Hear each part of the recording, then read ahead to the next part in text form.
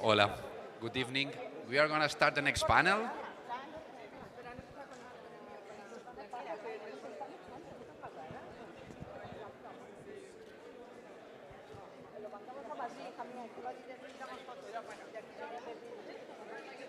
We have a busy agenda today.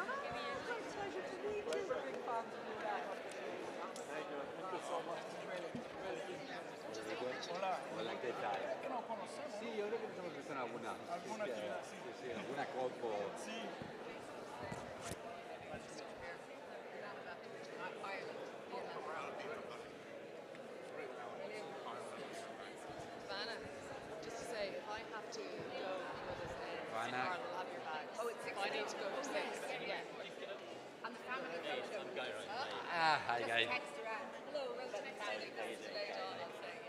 Fantastic.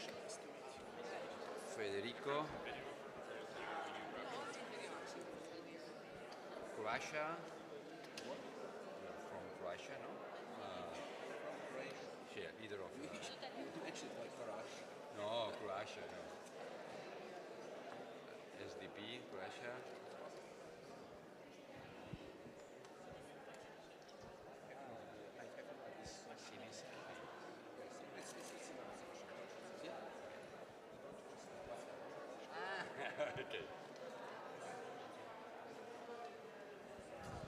Well, thank you very much. We are going to start the next panel.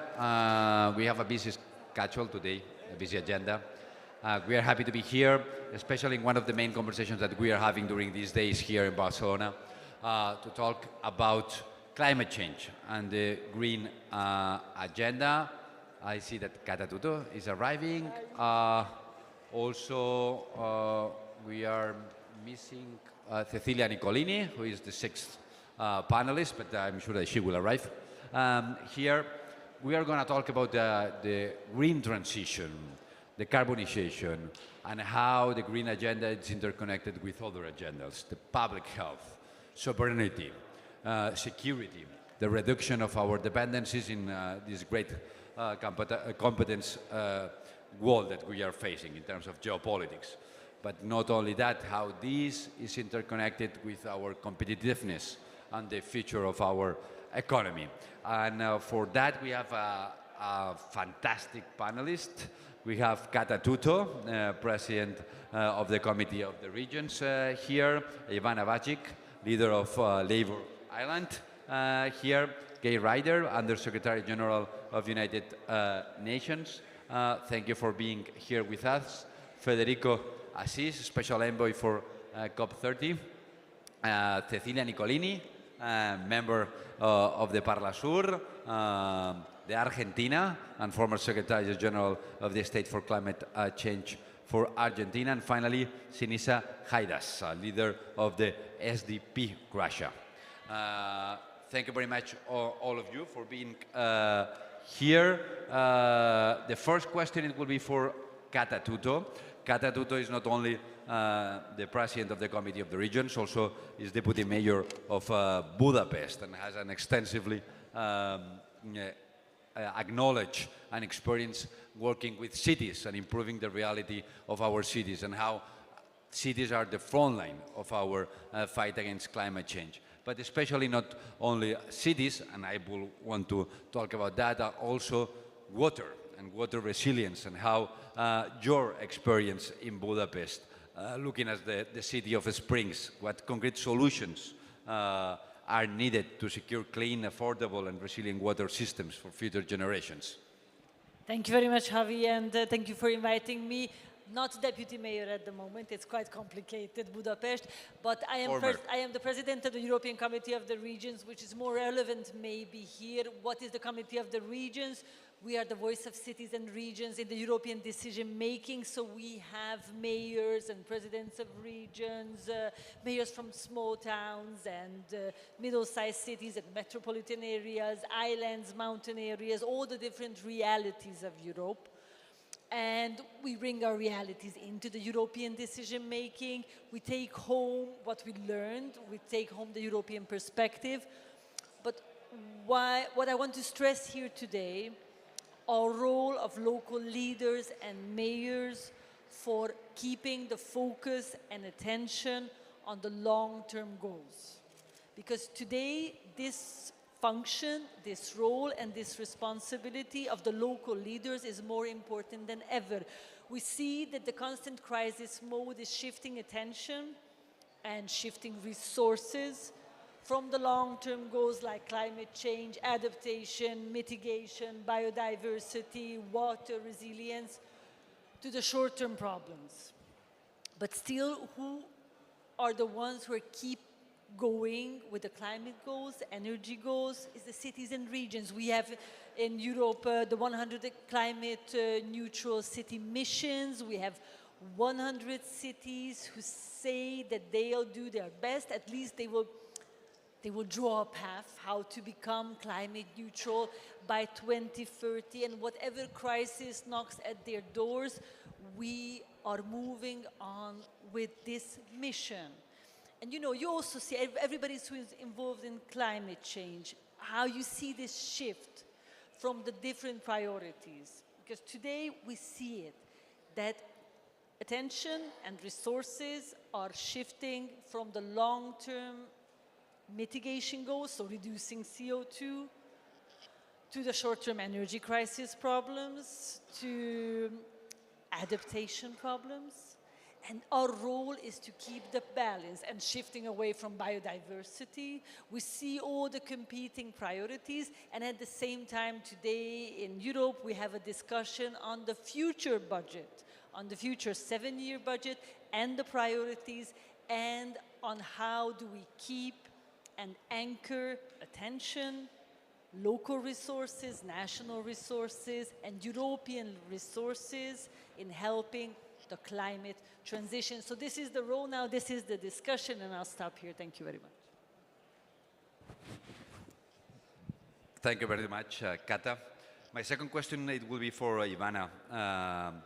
Especially, we will want to talk about the relation between social rights, social justice, the crisis of affordability, and the green agenda, because especially energy crisis and the rise of these prices of energy are being one of the main problems in our public conversation, and how these could be interlinked with our green proposals.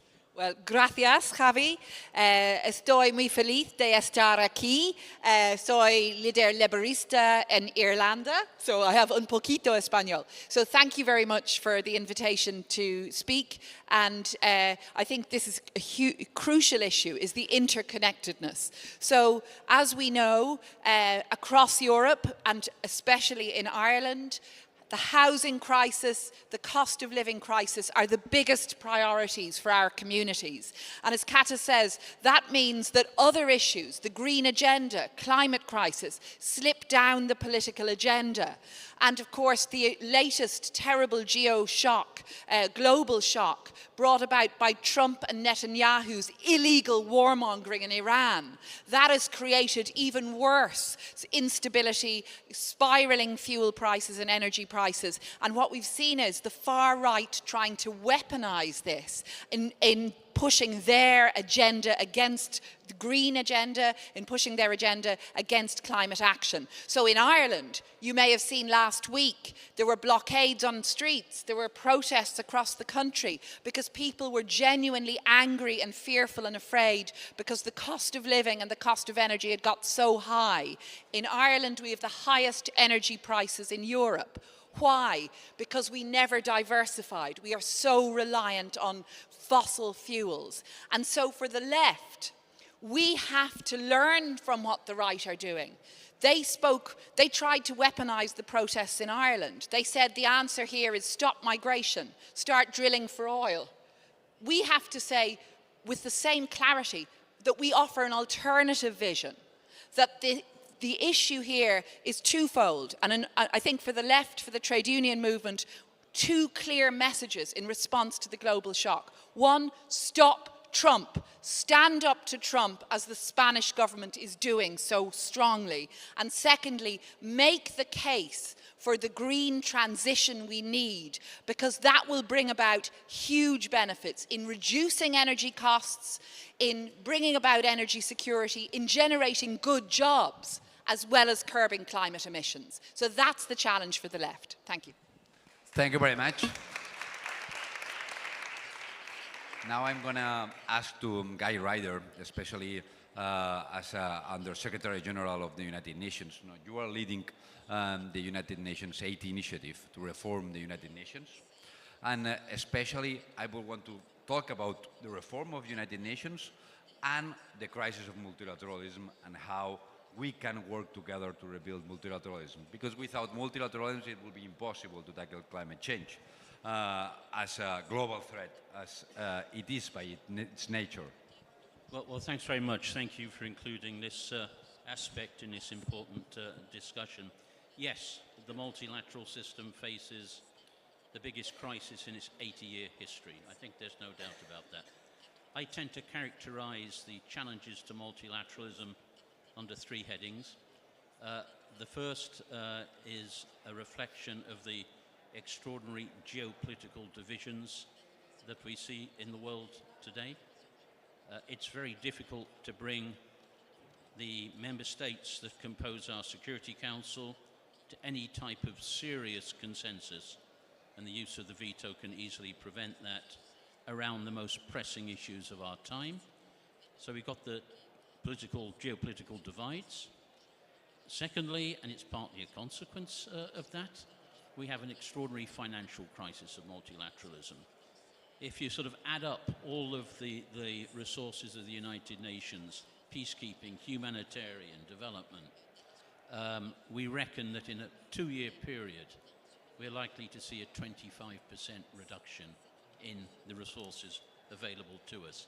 Does that mean bureaucracies get cut? Does that mean people in New York or Geneva lose their jobs? Well, it may be, but basically it means that people die. People die of HIV and AIDS, people die of hunger, people die in conflicts not prevented.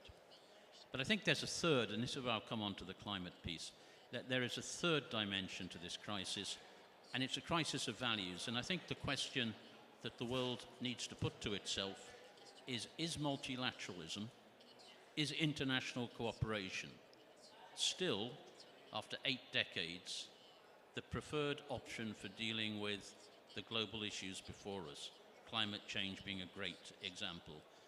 I'm afraid that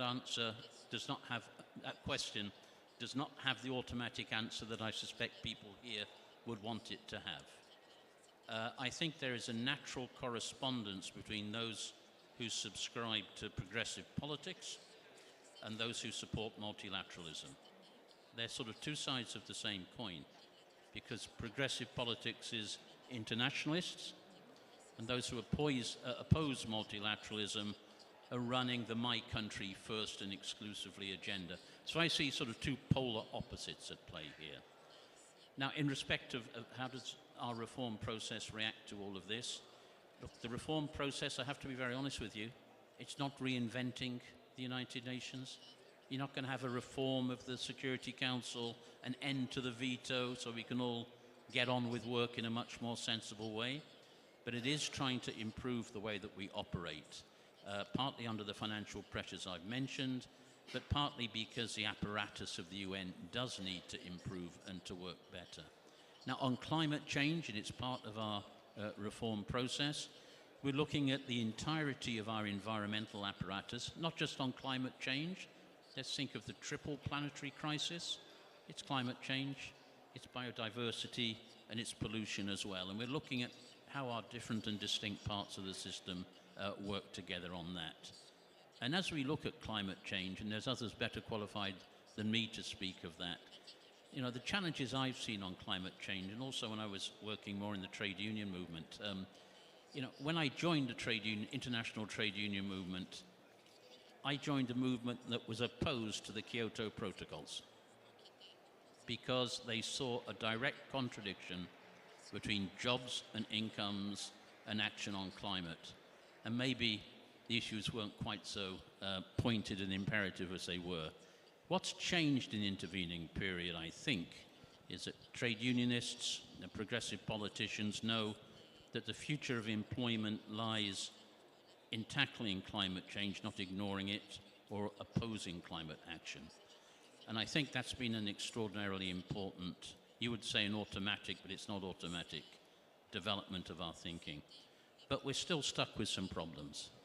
We're stuck with problems of finance. Let's think of what climate justice actually means. We have a developing world who do not think that A, they're responsible for climate change, and they're right, but they don't think that the global north is serious about providing the resources to enable them to make the just transitions that they need to do. They think they worry that their legitimate development ambitions are going to be frustrated unless we act very differently. And lastly, and I'll stop with this, this isn't easy work. It's not easy work. You go to a coal mining area and speak to coal miners about green transitions. I've done it. It's not the easiest job in the world, and pretending it's easier than it really is the biggest mistake you can make. So it needs dialogue. It needs engineering of labor markets. It needs planning. It can be done, but let's not pretend it's easy because people don't believe it. Thanks. Well, thank you very much. Really good remarks. Now we are moving to Federico Assis. Federico, you were special envoy for COP30 in Brazil the last year. It was an important milestone after 10 years of the Paris Agreement under the leadership of Lula. I want that you speak about your experience there, about what the COP30 could bring to the climate agenda in the world, what kind of challenge we have, and how new targets and new goals we have sharing this climate agenda. Yes. Okay. I'll speak in Spanish. Fantastic. Buenas tardes. Quisiera comenzar agradeciendo por la invitación y felicitando a esta iniciativa que refleja la importancia crucial de reunir el campo democrático y progresista en un momento tan crítico como este que vivimos. Bueno, primero quisiera poner en un contexto más amplio. Brasil regresó al escenario internacional después de años de aislamiento internacional, obscurantismo bajo un régimen, un gobierno antidemocrático, negacionista, anticlima y contra el multilateralismo. Entonces creo que la COP en Brasil tuvo este significado especial también. Y bueno, bajo el liderazgo del presidente Lula, Brasil volvió a actuar como un player confiable, ¿no? Entonces creo que hace toda la diferencia por su capacidad de hacer puentes entre el occidente y el sur global. Y bueno, creo que hubo avances concretos en un contexto geopolítico extremadamente complejo, adverso. Creo que la COP logró producir resultados relevantes. Bueno, el multilateralismo en sí mismo creo que salió fortalecido, mismo con el mayor país del mundo teniendo salido del acuerdo, pero creo que el proceso en sí mismo fue importante. Más de 120 países lograron presentar o actualizar sus índices. Brasil creo que aportó innovaciones como la propuesta de un mecanismo para transición justa, el Fondo para los Bosques Tropicales.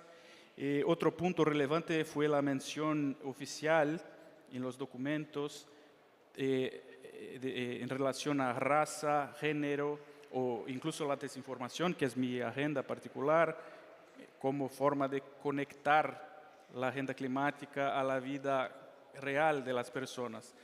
Pero bueno, todavía, quizás más importante, los desafíos que permanecen, ¿no? Porque la COP en Belén también dejó muy claro dónde se encuentran los bloqueos estructurales. Por ejemplo, el financiamiento climático sigue siendo uno de los principales cuellos de botella. Entonces, una brecha significativa entre las promesas y los recursos efectivamente movilizados. Y creo que la principal cuestión en términos de límites y desafíos tiene que ver con los combustibles fósiles, ¿no? Porque, bueno, no logramos un resultado concreto.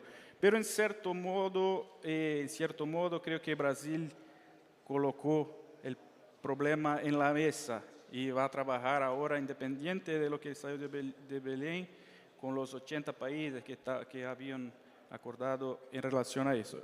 Bueno, la COP no resolvió todo, pero creo que redimensionó y reposicionó el debate y entonces eso por sí solo ya es muy importante. Muchísimas gracias, Federico.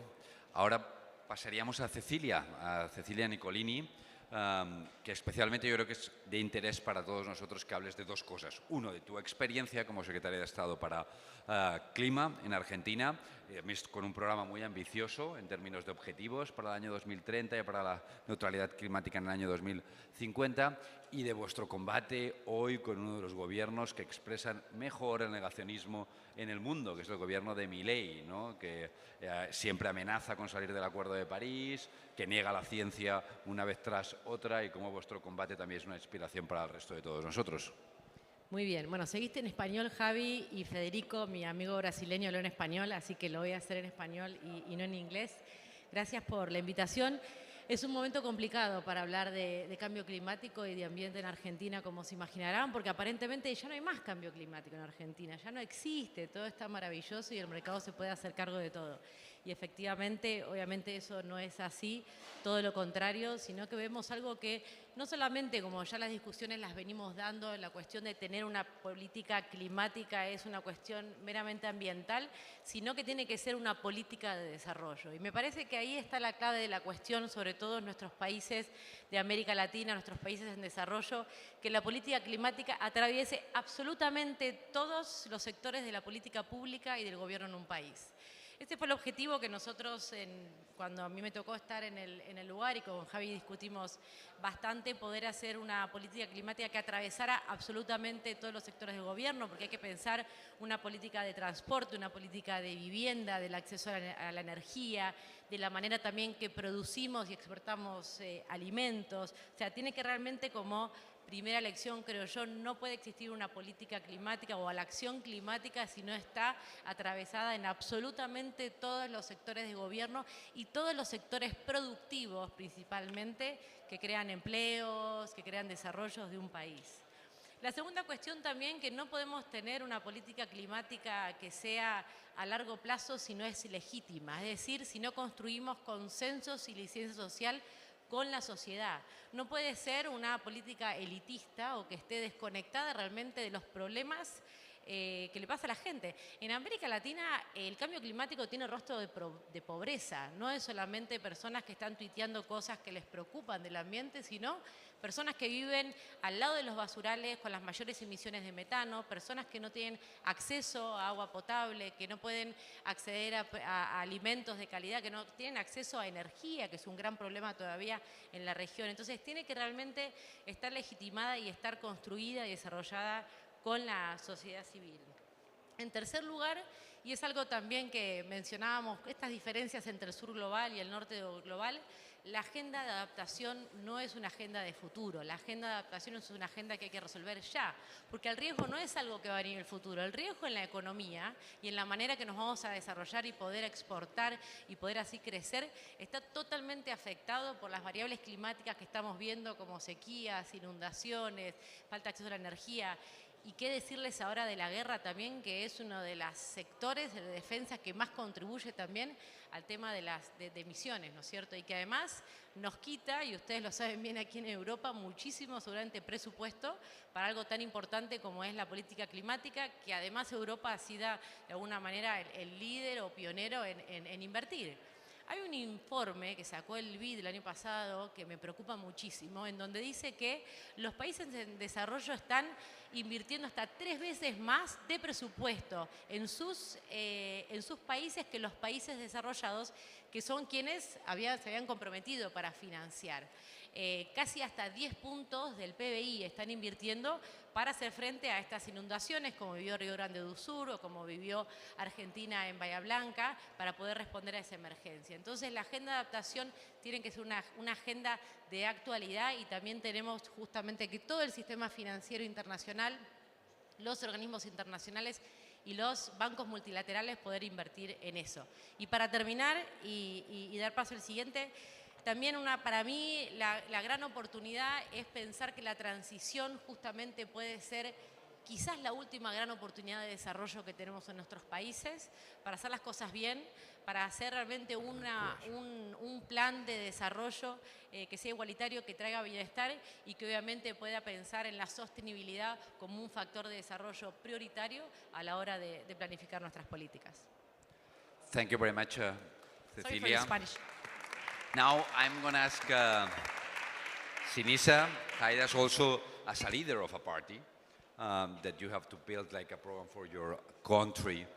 It's extremely valuable for us to talk about the interconnection between green transition and competitiveness and how to boost our economies through the green transition and clean energies.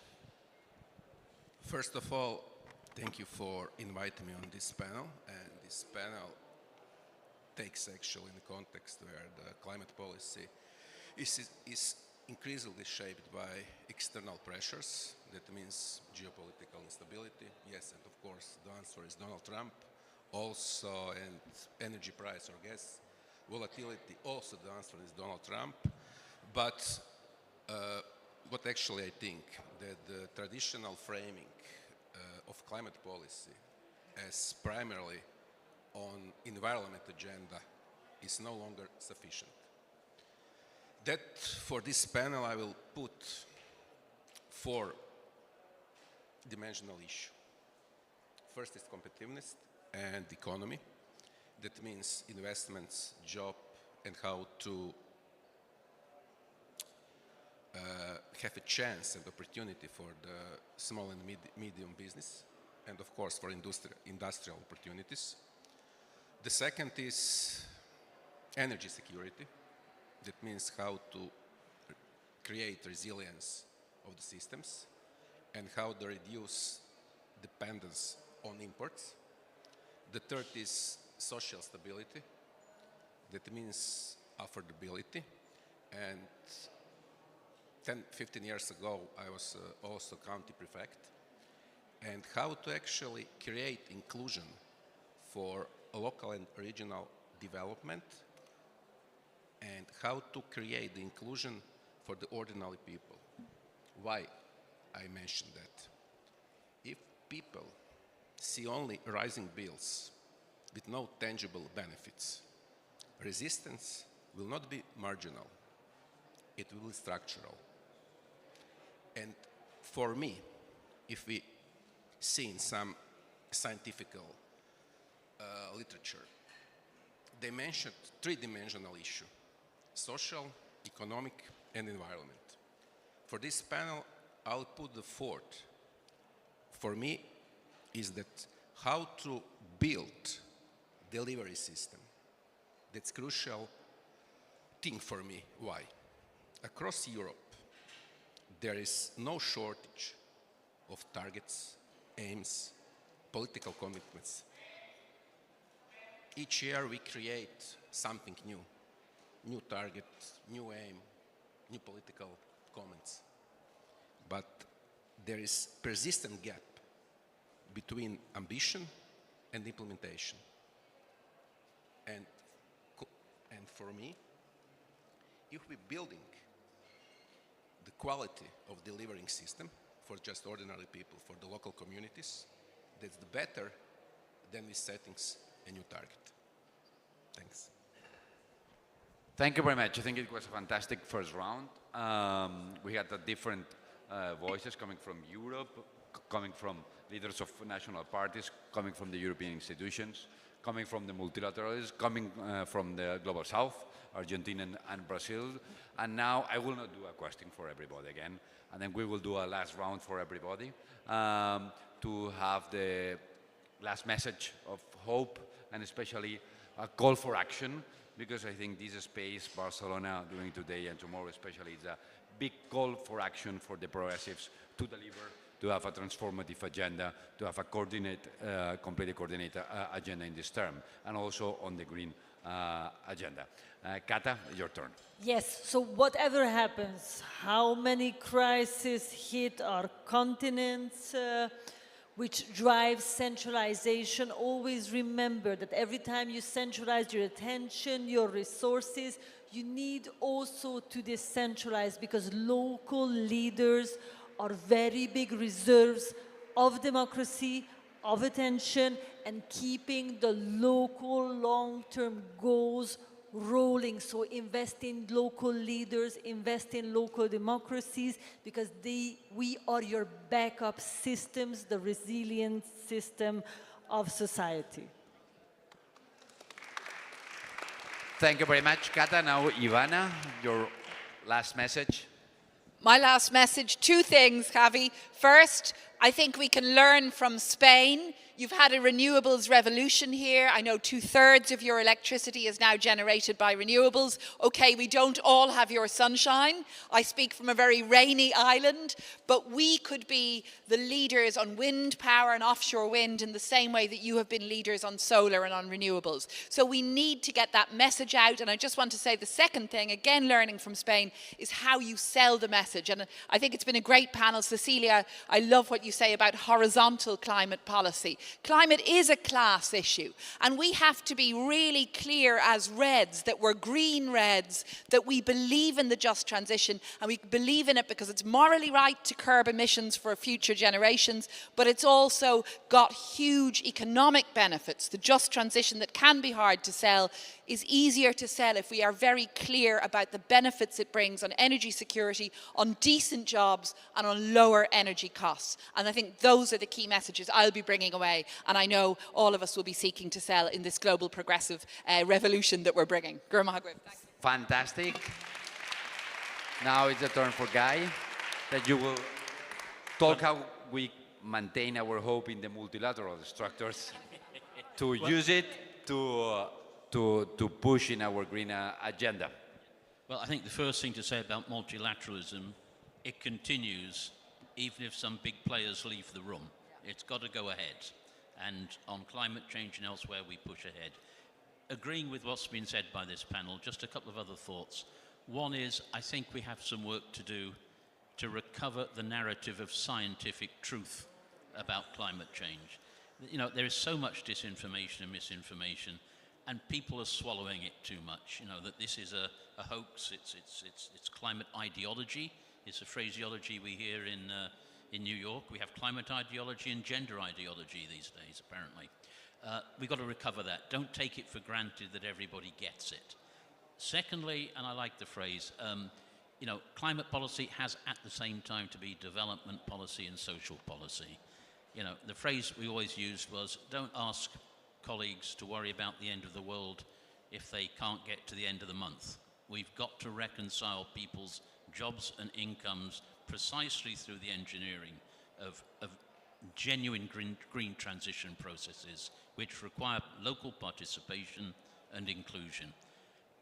Multilateralism and everything we do there will be built on these basic actions at the local and national level, but we have to keep this notion of solidarity and climate justice between developing, emerging, and industrialized or post-industrialized societies, whatever the right phraseology is. Thank you very much. Ahora, Federico, si nos puedes dar algún input, especialmente con la experiencia brasileña, ¿no? Sí, especialmente hablando sobre la desinformación climática, porque nosotros necesitamos ganar la lucha contra la desinformación para que la acción climática se efective. Entonces, mira, la desinformación ha evolucionado, hoy es mucho más sofisticada, no es siempre negando frontalmente la existencia del problema climático, pero sí cuestionando las soluciones. Entonces, mucho más sofisticada. Toda la industria de petróleo está por detrás de eso, claro, por supuesto. Y bueno, hay otro punto central que es el papel, el rol de las plataformas digitales. La desinformación no es un efecto colateral, es parte central de su modelo de negocio. Entonces, los contenidos engañosos generan más interacción, que generan más tiempo de pantalla, que generan más publicidad, que generan más ganancias. Hay este profundo desequilibrio. Unos pocos ganan mucho dinero apostando en el caos, mientras la mayoría de la población, especialmente los más vulnerables, sufren en la carne, pagan el precio, incluso con sus propias vidas.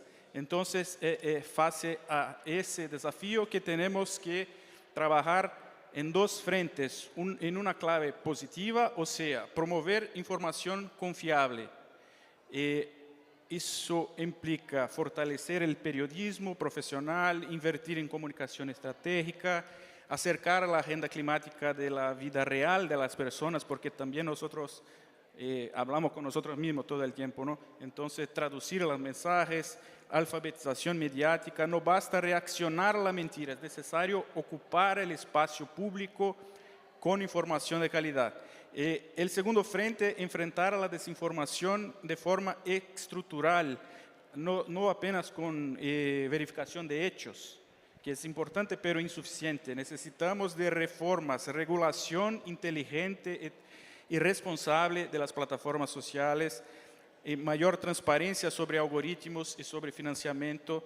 Y bueno, no existe una solución única, pero como ha dicho el Papa ayer, unos pocos tiranos están queriendo destruir el mundo, pero nosotros no vamos a permitir. Muchísimas gracias. Y ahora, pues, Cecilia, si quieres pasarnos el último mensaje, digamos, con unas palabras inspiradoras. Bien, no sé si van a ser inspiradoras, pero creo que tenemos parte de la solución para todo este problema. La cuestión es que no es una solución técnica, sino política, y eso es lo más complejo. Y hay algo que tenemos que saber, que si no transformamos y cambiamos el sistema, la arquitectura financiera global, nada de esto puede pasar. Porque además la transición y la acción climática tiene que incluir a todo el mundo. Entonces se tiene que pensar, como hablábamos antes, en una transformación productiva. Y para que eso suceda también, y para que sea justa, y para que volvamos a pensar en la justicia social, tiene que tener de nuevo el hilo conductor que nos identifique, que creo que nos reúne a todos acá en esta conferencia, que es la igualdad, que es pensar también cómo esto nos puede afectar de manera positiva a todos, y no va a ser posible si realmente el costo de capital sigue siendo altísimo para los proyectos en los países, por ejemplo, de América Latina, si no somos capaces también de traer capital privado para poder desarrollarlo, si los países están desfinanciando porque tienen deudas insostenibles para poder financiar la transición ecológica. Creo que tenemos que pensar nuevamente y debatir en esa reconfiguración del multilateralismo, la arquitectura financiera global, para realmente hacerle frente a algo que vemos en la extrema derecha, que justamente les alimenta que la desigualdad, el miedo, lo desconocido, todos los que lo hace actuar. Bueno, transformemos quizás eso en volver a dar certezas, volver a pensar en que lo que nosotros queremos es que la gente viva bien, en traer de nuevo bienestar, y que esa justicia social sea para que esta transformación y esta transición nos pueda incluir a todos y todas. Thank you very much, Cecilia. And now it will be Sinisa with your conclusion for this panel?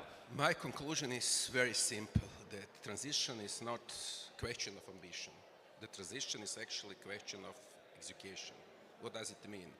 That means that Social Democrats Party needs to open or reopen the doors of bars, of sport clubs, and offers people practical help. That means clear information. That means someone who will guide the people through that process. And that's actually aim of Social Democrats Party across the world. And that is mobilization. Thank you very much, Sinisa.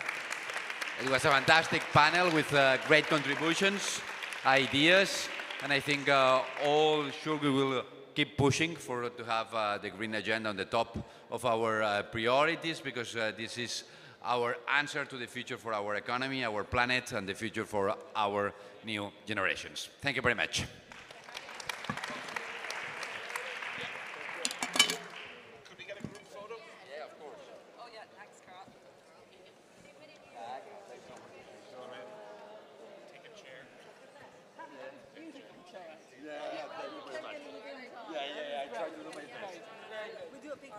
Hi, everybody. If we can have you all together.